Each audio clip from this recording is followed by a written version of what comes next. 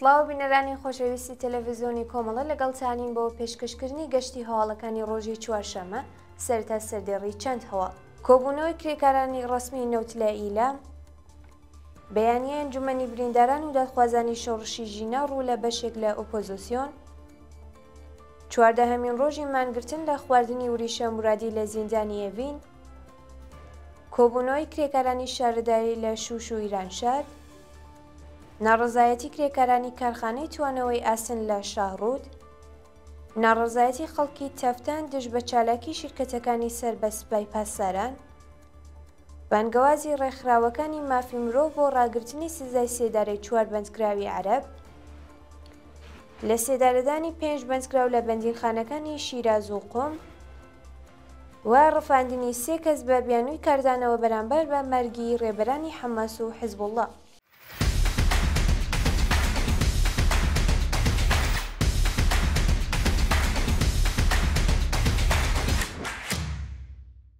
درێژە هەواڵەکان کۆبوونەوەی کرێکارانی ڕسمی نەوت لە ئیلام کرێکارانی ڕسمی نەوتی شاغڵ لە ناوچەی ئەمەلیاتی پارێزگای ئیلام هاوکات لەگەڵ کۆبوونەوەی گشتی هاوکارەکانیان لە پرۆژەکانی باشووری ئێران دژ بە دۆخی خراپی پیشەوی و مەعیشەتی کۆبوونەوە کرێکارانی ڕسمی نەوت لە ئیلام هاوشێوەی هاوکارەکانیان لە ناوچەکانی دیکەی ئێران خوازیاری پێدانی مەزایە بڕاوەکان وەلانانی سەقفی هەغدەست بەکردەوە دەرهاتنی تەواوی مادەی دەی ئەرک و بەرپرسیارەتی پرسۆنێلی نەوت وەلانانی ئاسەنگیەکانی بەردەم سەنەواتی خانەنشینی لەسەر کارلابردنی بەرپرسانی ناکارامە وەلانانی جیاوازی دابینکردنی ئیمکاناتی ڕەفاهی و کۆتایی هێنان بە دەستێوەردەکانی دەوڵەت لە سندوقی خانەنشینی پرسۆنێلی نەوت بوون.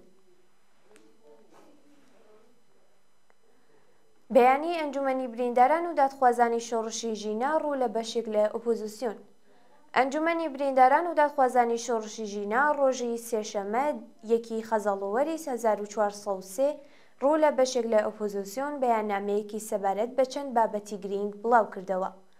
لەو بەیاننامەیەدا هاتووە بەشێک لە ئۆپۆزیسیۆن هاوکات لەگەڵ گرژی و ئاڵۆزیەکانی ناوچە پشتیوانیان لە هێرشی ئەمریکا و هاوپەیمانەکانی ئیسرائیل بۆ سەر ئێران کردووە. ئەو کەسانە کە خۆیان بەناو ئۆپۆزیسیۆن دەناسێنن ئەبێ بزانن کە تەنیا ڕێگەی ڕووخانی کۆماری ئیسلامی و دامەزراندنی سیستمێکی دموکراتیک لە ئێران شۆڕشی یەکگرتووانەی گەلانی ئێران و دەنگدان بە حکوومەتێکی گشتگیرە کە مافی هەموو گەلانی بندەستەکان دەپارێزێت.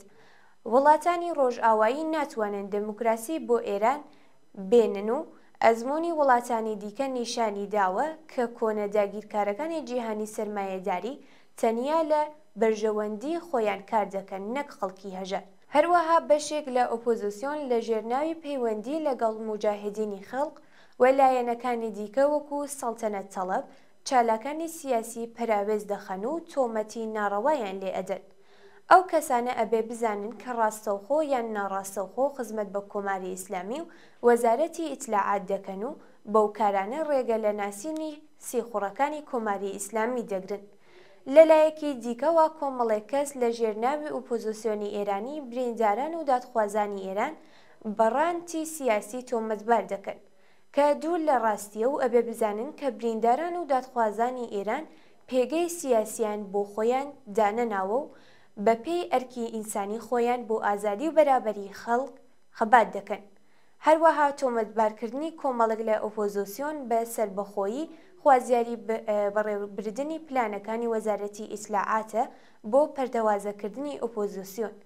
ئەو کەسانەی تۆمەتی ناڕەوا بە لایەنەکانی دیکە دەچەسپێنن ئەبێ مافی دیاریکردنی چارەنووسی وەکو مافێکی ڕەوای هەر نەتەوەیەک کە لە منشوری مافی مرۆڤی نەتەوەیە گرتووەکانیشدا باسی لێوە کراوە بە فەرمی بناسێنن و ئاو لە ئاسیاوی کۆماری ئیسلامیدا نەڕژێنن. چواردەهەمین ڕۆژی مانگرتن لە خواردنی وریشە مرادی لە زیندانی ئێڤین ماوەی 14 ڕۆژە کە وریشە مرادی دژ بە سزای ئەدامانی لە خواردن گرتووە و بەپێی دوای زانیاری دۆخی تەندروستی ناجێگیرە و پێویستی بە دەرمان هەیە. وریشە مرادی بەندکراوی سیاسی خەڵکی سنە و ڕاگیراو لە زیندانی ئێڤین زیاتر لە 1 ساڵە لە زیندان بلا تەکلیف ماوەتەوە و ناوەندە ئەمنیەتیەکان و دەستگای قەزایی کۆمەڵێک تۆمەتی ناڕەوایان خستووەتە پاڵ دۆسیەکەی و 2 جار دادگایی کراوە. ئەو بەندکراوە سیاسیە لە ڕۆژی 19 ڕەزبەرەوە دژ بە بلا تەکلیفی خۆی و ئێعدامی بەربڵاوی بەندکراوان لە ئێران مانی لە خواردن گرتووە و پاش 14 ڕۆژ مانگرتن هێز و توانای جەستەیی لەدەستداوە. کۆبوونەوەی کرێکارانی شارەدایی لە شوش و ئیرانشار. ڕۆژی سێشەممە 1 خەزەڵوەری 1403 کرێکارانی شەغڵ لە شارەداریەکانی شوش و ئیرانشار دژ بە نەدانی داخوازیەکانیان کۆبوونەوە.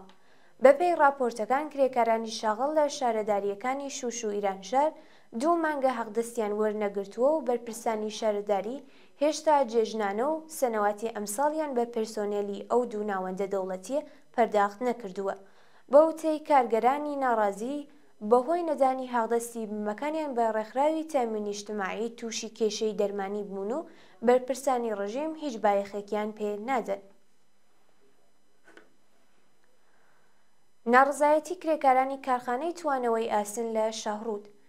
ڕۆژی سێشەممە 1 خەزەڵوەری 1403 کرێکارانی شەغڵ لە کارخانەی توانەوەی ئاسنی شاڕوود لە ئاسبڕانی بەردەوامی کارەبا و بێکارکردنیان ناڕزایەتیان دەربڕی. بەپێی زانیاریەکان کارخانەی توانەوەی ئاسنی شاڕوود پارەیەکی زۆری بە ئیدارەی بەرق قەرزارە و ئیدارەی بەرق کارەبای ئەو ناوەندە سەنعەتیە بڕیوە. بڕانی کارەبای کارخانە بووەتە هۆی بێکاری کرێکاران و ڕاگررتنی پرۆسەی وەبەرهێنان. بەو بۆنەیەوە بەڕێوەبەرایەتی لە پەرداختی حەقدەستی پرسۆنێلی شیرکەت خۆی دەبێرێت و کرێکاران لە دۆخی سەختدا ژیان بەسەر ئەبن. ناڕزایەتی خەڵکی تەفتان دژ بە چالاکی شیرکەتەکانی سەربەسپای پاسداران. ڕۆژی سێشەممە 1 ڕەزبەری 1403 خەڵکی ناوچەی تەفتان لە پارێزگای سیستان و بەلوچستان لە ئاست چالاکی شیرکەتەکانی سەربەسپای پاسداران ناڕزایەتیان دەربڕی و چالاکیەکی مەدەنی لەلایەن هێزە ئەمنیەتیەکانەوە دەست بەسەر کرا.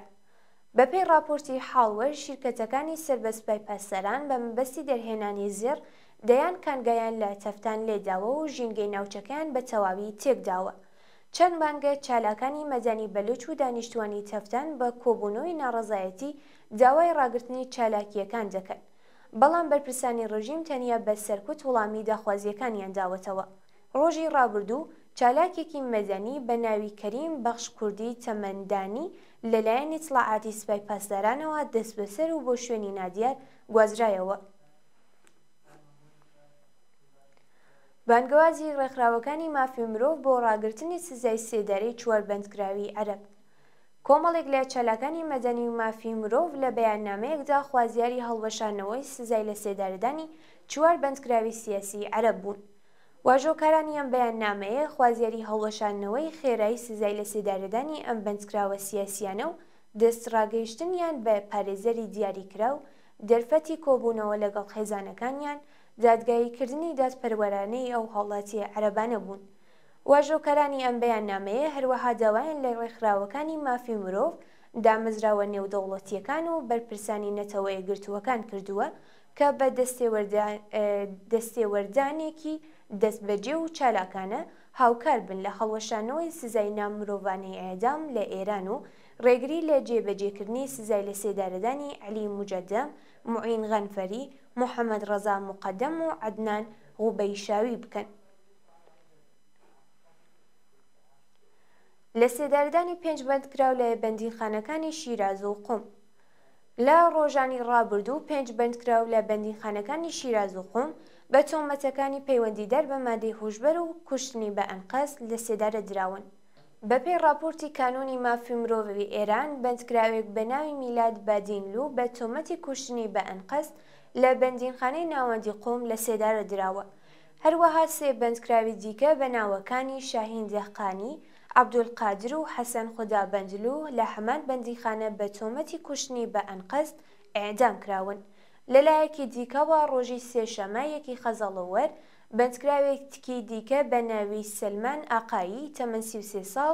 خێزاندار بە تۆمەتی پەیوەندیدار بە مادەی هۆشبەر لە بەندیخانەی ناوەندی شیراز لە سێدارە دراوە. گیان لەدەستدان و برینداربوونی 11 کرێکار لە چەند شاری ئێران. ڕۆژی سێشەممە 1 خەزەڵەوەری 1403 بەهۆی نەبوونی ئیمنی شوێنی کار 4 کرێکار لە ڕام، هۆرمۆز و شازەند گیانیان لەدەستدا و 7 کرێکاری دیکەش لە خومینی شار، جویبار و ڕام هۆرمۆز بریندار بوون. بەپێی راپۆرتەکان 4 کرێکاری جۆشکار لە شارستانی و جویبار بەهۆی تەقینەوەی تانکری سوتەمەنی بە سەختی بریندار و ڕەوانەی نەخۆشخانە کران.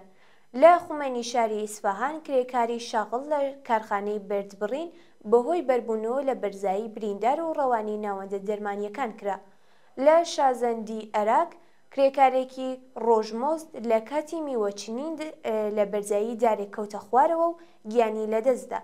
لە ڕووداوێکی دڵتەزێن لە ڕام هۆرمۆز 3 کادری دەرمانی ژن بەهۆی ڕووداوی هاتوچووی سرویسی گواستنەوە گیانیان لەدەستدا و 2 پەرستاری ژن و پیا و بە سەختی بریندار بوون. ڕفاندنی 3 کەس بە بیانووی کارزانەوە بەرامبەر بە مەرگی ڕێبەرانی حەماس و حیزبوڵڵا. بە وتەی گوتەبێژی دەستگای قەزایی کۆماری ئیسلامی 3 کەس بەهۆی کاردانەوە بەرامبەر بە کوژرانی حەسەن نەسڕۆڵڵا و یەحیا سینوار لەلایەن ناوەندە ئەمنیەتیەکانەوە دەست بەسەر کران. گوتەبێژی دەستگای قەزای ڕژیم سەبارەت بە کاردانەوەی خراپی خەڵک لەسەر مەرگی حەسەن نەسڕۆڵڵا، یەحیا سینوار و ئەو کەسانی وەکو بەرەی مقاومە پێناسە دەکرێن هوشداریدا و ڕایگەیاند لەگەڵ ئەو کەسانە وەکو هاوکاری لەگەڵ دوژمن مامەڵە دەکەن و سزای قورس بە سەریاندا دەسەپێنن. ئەو بەرپرسەی ڕژیم هەروەها وتی لە پەیوەندی لەگەڵ ئەو بابەتە هوشداری ئاگادارکردنەوەی بە 16 کەسی دیکەش داوە و ئەگەر درێژە بە چالاکیەکانیان لە تۆڕە کۆمەڵایەتیەکان بدەن زیندانی دەکرێت.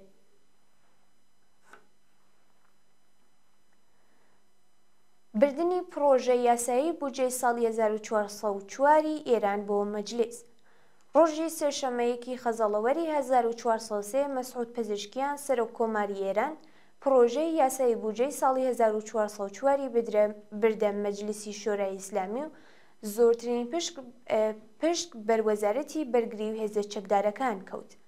مەسعود پزیشکیان لە کاتی بردننی پرۆژە یاسایی ساڵی 1404 بۆ مەجلیس باسی لە هەرزانی نرخی بنزین کردووتی بەکارهێنانی بنزین لە ئەمساڵدا بە بەراوردە بە ساڵی 1398 بە ڕێژەی 40% زیادی کردووە. هەروەها نرخی هەر لیتر بنزینی ناوخۆیی 8000 تمەن و نرخی بنزینی هاوردەیی بۆ ساڵی داهاتوو 30 بۆ 40,000 تمەن دیاری کرد. ناوبراو هەروەها وتی لە بەرچاوگرتنی بارودۆخی ئەمنی ناوچەکە بەهێزکردنی بنکەی بەرگری یەکێک لە ئەولەویەتیەکانی بودجەی ساڵی داهاتووە. وردەکاری پرۆژەی یاسایی بودجەی ساڵی 1404 دەری دەخات کە پشکی هێزە چەکدارەکان لە داهاتی هەناردەکردنی نەوت و گاز بۆ بودجەی گشتی دەوڵەت لە 51 دەبێت کە بەراوردە بە ئەمساڵ زیاتر لە 4 هێندە زیادی کردووە. هەروەها بەپێی ئەم وردەکاریە پشکی دەوڵەت لە کۆی هەناردەکردنی نەوت و گاز لە ساڵی داهاتوو 37.5% دەبێت.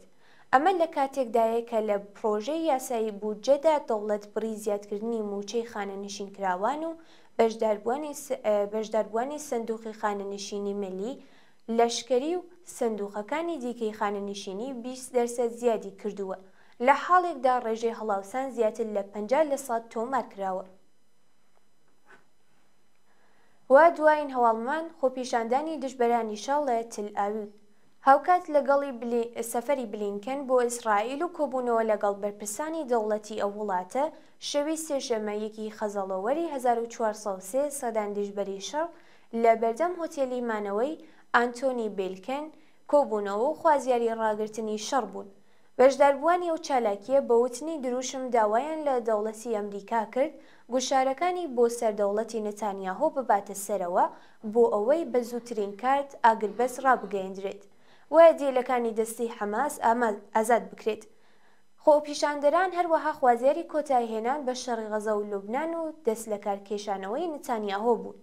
شایانی باسە کە ڕۆژی ڕابردوو تەرمی هاشم سەفەیدین و 23 ئەندامی فەرماندەیی حیزبوڵڵا لە شوێنی بردومانکرانیان دەرهێنرا و دەوڵەتی ئیسرائیل بە فەرمی مردنی جێگیری حەسەن نەسڕۆڵای ڕاگەیاند. هەروەها چەندین ناوچە لە نزیک فڕۆکەخانەی بەیروت و ناوچەی زاحیە چەند جار بەچڕی بردومان کرا و هەندێک لە سەرچاوەکانی هەواڵ باس لە کوژران و برینداربوونی دەیان کەس دەکەن. بینەرانی خۆشەویست، هەواڵەکانتان پێشکەشکرا، کاتێکی خۆش بۆ هەموو لایەک.